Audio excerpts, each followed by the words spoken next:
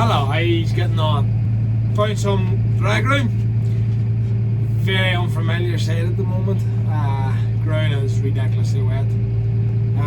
Temperatures are up, so if we can get the ground to carry us, we think it'll be a good job to get spreading, start the growth off. So we're actually doing ground at the other side of the town here. First class ground. Absolutely brilliant, so it is. The sun is shining. If it just was stay like that now, I think everybody would be definitely a massive supporter. Very tough at the moment for everybody. Farmers, tanks are full, contractors, mad to get at it. But in the same sense, you can't travel on the ground, it's just a disaster. We're very blessed to have this ground. It's in such good order too, to be fair.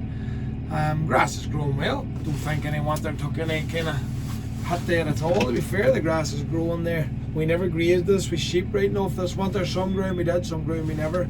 But to be fair, it's hit or miss. You know, sometimes grass, sheep grazing would thicken up the new grass and whatnot. They have its benefits. If the frost comes, you lose the grass anyway, so you might as well make a few bob from the sheep. But if the frost doesn't come and the grass is already 4 or 5 inches growing, going by this week, we done an experiment in the broiler pump. So as for the last problem, we had a lot of material blocking up on the back of her, which restricted the volume of the flow into the pump.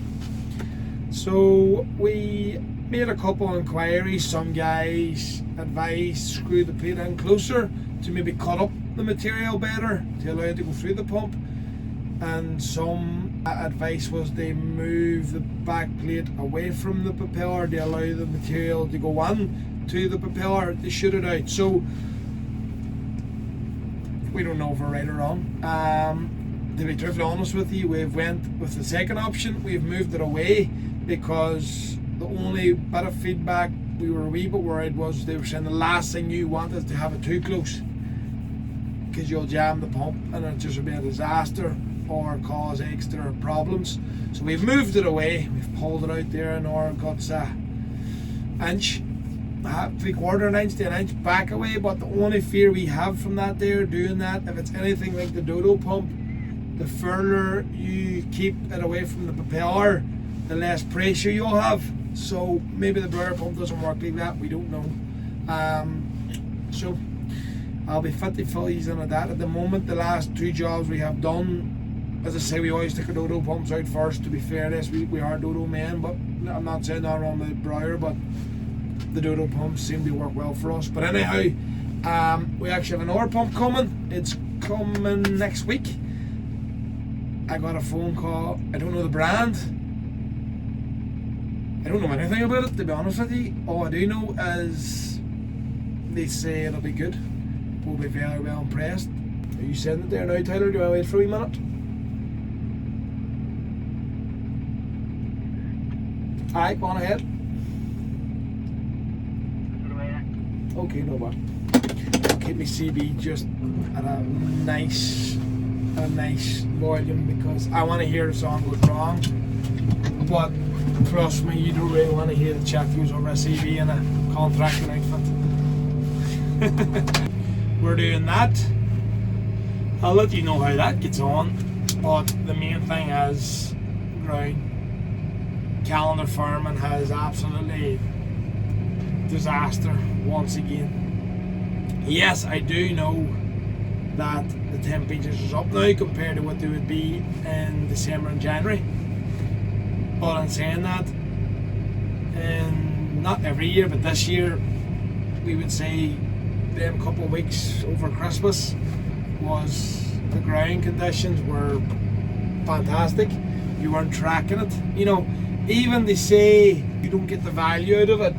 I completely would agree with that. With being temperatures being so cold, you probably wouldn't get the value out of your slurry.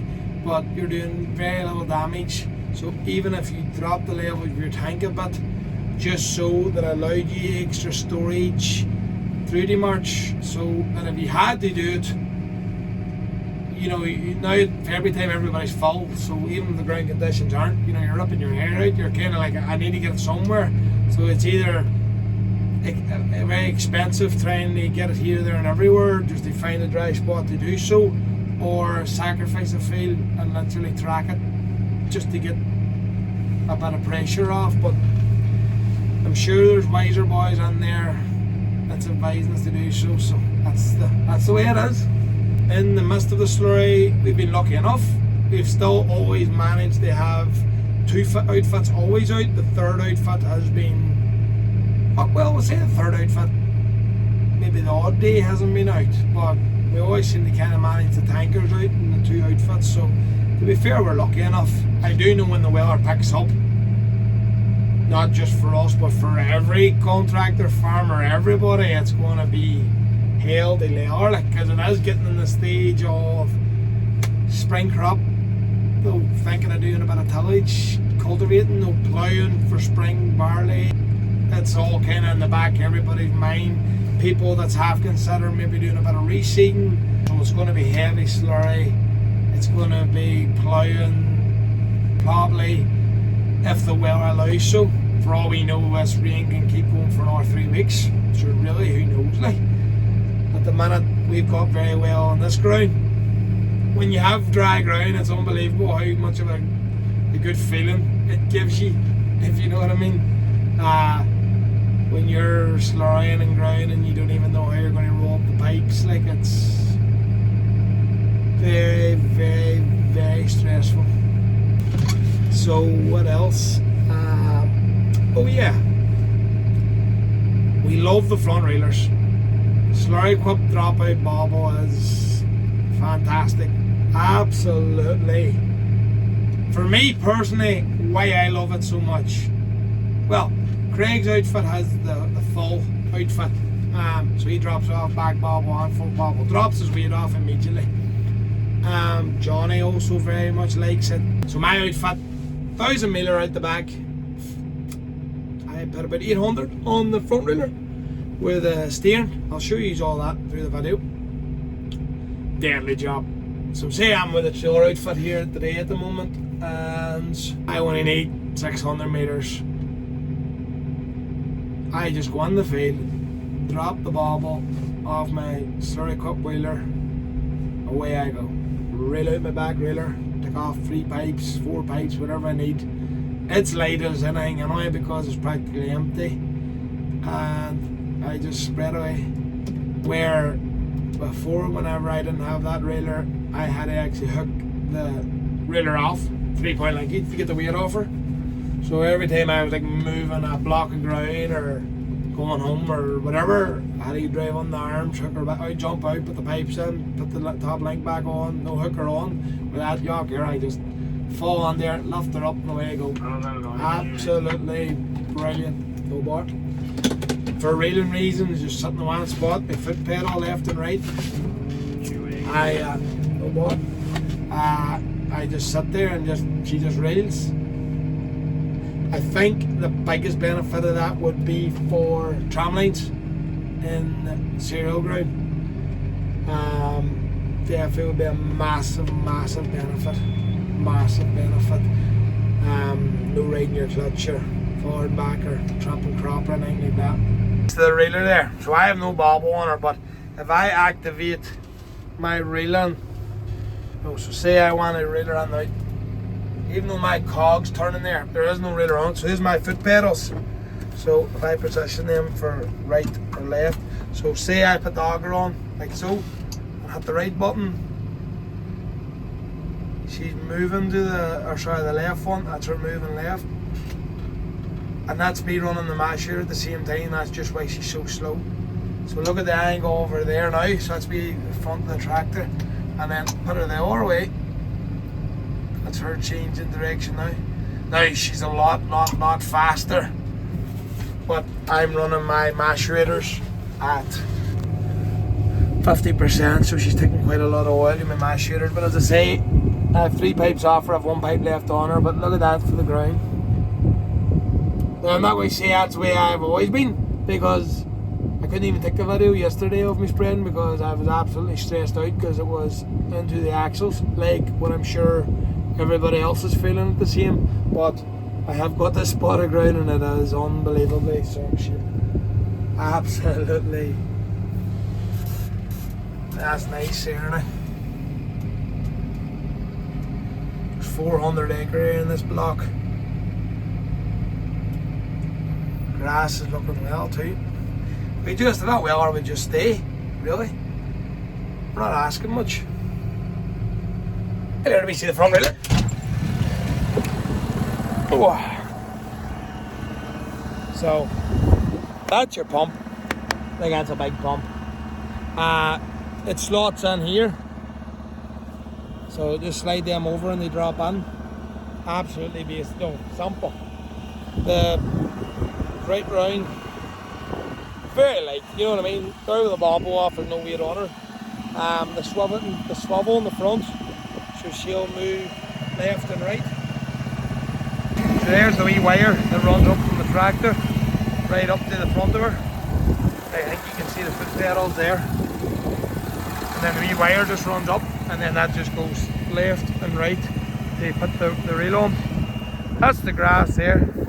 I think it's nice, looks well. There is a touch of yellow on it, so I hope with a bit of slurry and a bit of heat and sunlight,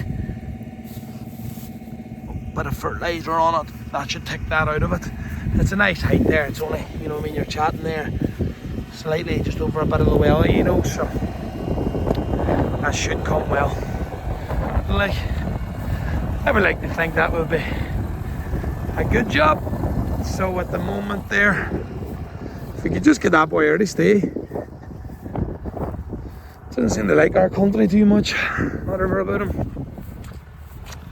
She's all nice and clean, but I noticed I have a wee hole in one of my pipes here. There. I need to get that changed. If anything, she's lubricating the bearing. I just hooked this railer off. We put the thrower up against the hedge. I just hooked to drop the railer off here. This is a potato field. So I just hooked the railer off and railed my back railer. I just drive on here now. Let me see. Just trying to do it with one hand. It's not really actually working for me. So I just drive her on. Give her a wee lift up. Clicks on. And then you just automatically give her a wee roll. That's her. Job done. It's definitely hard to beat there. I'll just show you how she clicks on.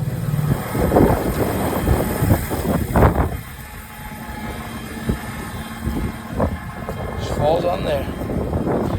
Simple as that.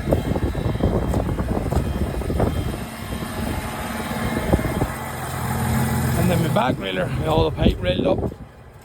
I just have a bungee. I make a bungee myself. It's the same bungee people jump, you know, they jump off like them thingies, bridges and whatnot. Strong as a ball. I get over the pipe. Just say I'm just doing this with one arm. Judge me that. A wee pull down there.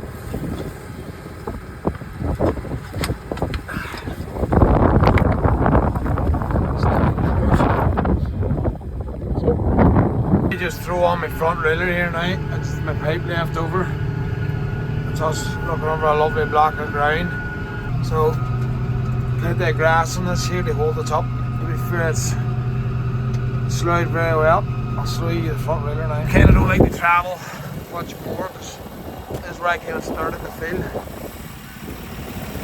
Just throw on my gloves. Start fitting's quite handy. So rather than tramping the ground anymore, I just use my foot pedals here now. Whenever I do my spool valve drill in, this one here, I'll hold it with my left hand, use my right hand here. So she's just starting to reel here now.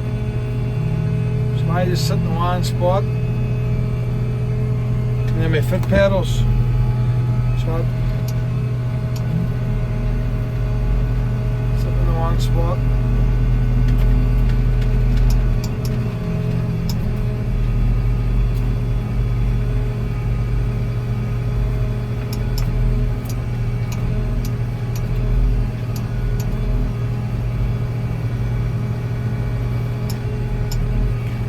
Folding that over. So it's just me.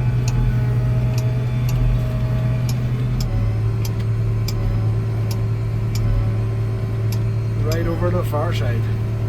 Definitely a good job there. Fantastic job. And then whenever you're nearly finished it, you want your ruler to the, because if it's not in the model, your ruler won't be straight. You know, she only works tilting left and right as you are reeling. So at least now my ruler's straight. That's me there now. Good job. We're so far away, I don't they blow out my air, it took me too long, and I'm kinda on the brae a bit, so I kinda use gravity to my favour. It's quite steep on there, all the same. She don't well sitting in that now. Sat in that, spreading that wee bit of web up the bottom, and around that. So I just jump out, put this pipe on.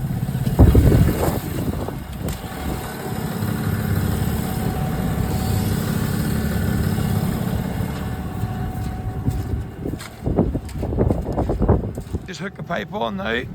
As I say, gravity, so it's still stood around that pipe. I'll just come over now. I'll pull her back at half, it's full done. So I don't might pull too much pipe up and down the braes, you know. Oh, sparkler. Dirty dog.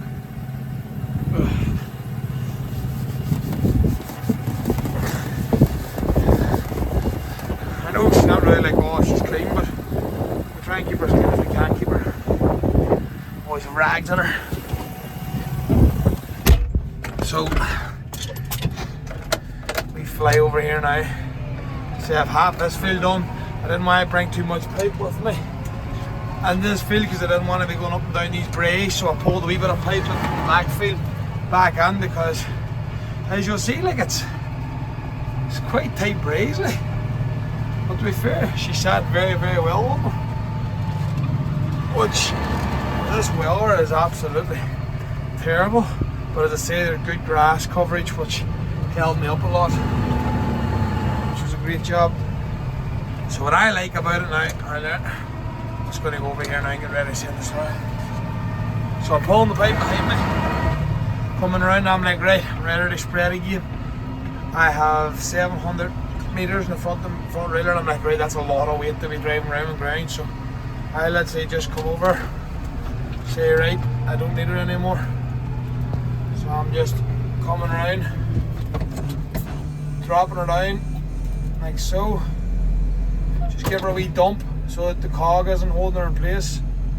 Dropping her down as so. Reversing her back out.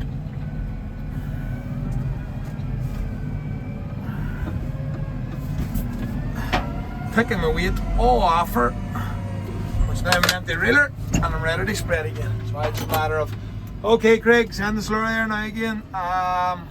14 reps, please. Great. That's him now, bringing her up.